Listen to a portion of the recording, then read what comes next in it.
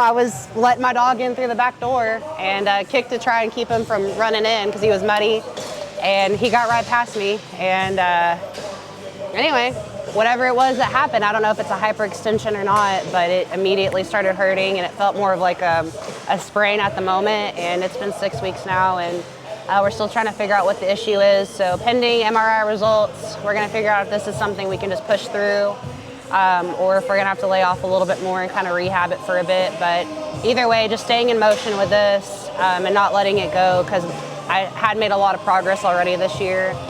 So that's kind of the forefront focus, keeping my mindset towards, a show and not letting grasp of that go, but just keeping moving. I think even mentally, for mental sake as an athlete and just being here, it's essential just to do what we can. No excuses.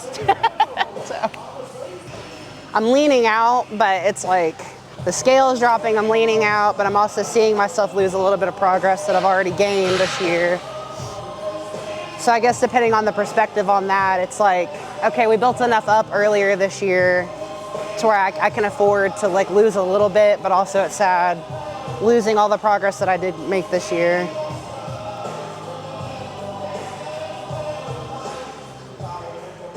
Again, it's been a month and a half now, so I'm definitely figuring out what I can do without irritating it too bad. But because I've been training legs like maybe once a week, we're at 70 pounds and it feels like, 200 plus. The endurance in my legs has definitely gone down a lot. But again, I think it's all relevant to your workload and what you can, your output. So 70 pounds right now is the equivalent, I'm sure, to about 200. So it's still relevant. It's still putting the muscles through some kind of stress, which is, I think, ultimately like all we really need. If I hadn't had all these years to learn my own body and how it moves and operates, I think it would be significantly harder to get through an injury. Knowing the pains that I'm feeling and probably what that's related to, and then feeling the pain, acknowledging it, and then finding the way to best accommodate my body still without injuring it further. So, yeah, the conversation with my coach, it's been hard lately because I hate to complain. I think there's a certain expectation, from any athlete is you don't complain, you keep going. But I think there's a certain time where we need to acknowledge that there is a problem, and I think 6 weeks into this, that's definitely what I've been forced to do, is acknowledge like, okay, there is something that I can't just simply mentally overcome. I think how we go about the journey through this injury is mental, but it's been really taxing. You ask about what I feel like being Texas quad clean doing legs. I think equally it's just as hard because my legs are like my superpower almost. That's what I'm known for, so it's like an injury is like my kryptonite right now, It's very upsetting, it's very challenging mentally, and I think as athletes we feed off of our progress in the gym, so to have something it's not keeping me entirely away from making progress, but whenever you have to accept the fact that you're not as strong as you usually are, or the strength is there but you can't go full throttle into that, it's hard. It's hard, so we've definitely been approaching it like one day at a time. I'm really thankful for my coach because whenever it's serious time, like we push it hard and he knows how to push me. But right now it's like I've expressed my mental state to him, and it's let's win one day at a time. So right now that looks like getting in here, still stressing the muscle as much as we can, but not quitting so that we don't lose everything. But just today we're in here, we're doing legs, so it's a win for the day. Leg press, yeah, for sure. Especially coming from like a very southern family and country family. I was always reminded like summertime is not for play, it's to work.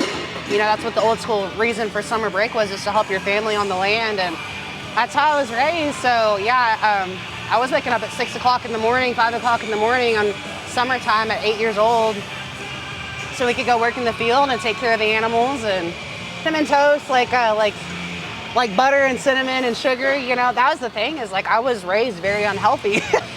It was very southern, but very unhealthy. Like there was more, I had less water as a kid than, the old school southern like pitcher of sweet tea. And if there was ever sweet tea and he ran out, my mom was throwing a fit, but I was raised on lots of sweet tea, very, very, very sweet southern tea. And the southern foods, lots of fried stuff. So that's what, you know, that's probably another reason it's a lot harder for me to lean out now, is like my poor body is just so used to having fat.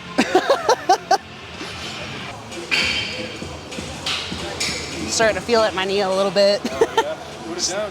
No. It's not like that. It's just a matter, this is one of those moments where it's like, how do we adjust the angle to keep getting something out of it without injuring further? So like, even just like bringing my tone a little bit helps, so.